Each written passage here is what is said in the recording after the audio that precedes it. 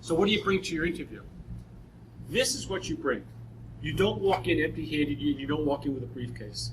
You bring a portfolio that looks like this.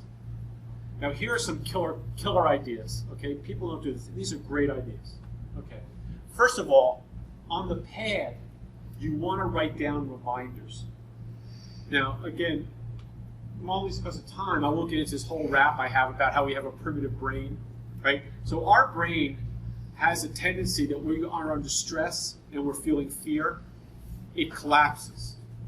Ever been in a situation where you're talking to somebody, you're in the middle of some sort of a meeting, and it's a little bit contentious, and you get up and you walk out the door, and the minute you get out the door, you say, oh, I should have said this, or oh, I should have asked this.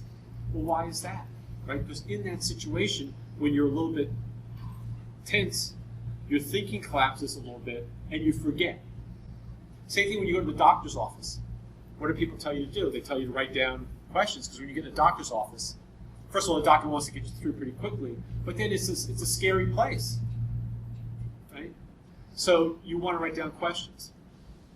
Same thing here. Write down reminders on your pad of paper. And the reminders have to do with things like smile, eye contact, slow down if you tend to talk quickly, if you play with your hair, if you jingle your knee. Write all those things down. You also want to write down business card, because you want to get a business card for everybody you interview with. Because when you write your follow-through letter, you need to have that contact information. So reminders are very important. The next thing you want to do is write down just a list of your stories. Because again, when you're in there, they're going to ask you questions. So if you can remember your stories, you can tell your stories. You don't have to write down the whole story, just enough to, major sale to Acme Company, or saving this customer, or a new process I put in, whatever it is. A list of questions you want to ask.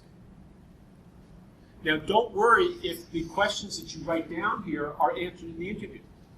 Because when you get to the end of the interview, they say, do you have any questions for us? What you want to do is you want to say, yes, I have a list of questions. I think we may have answered these. However, I want to go through them just to make sure that I have the answers correctly.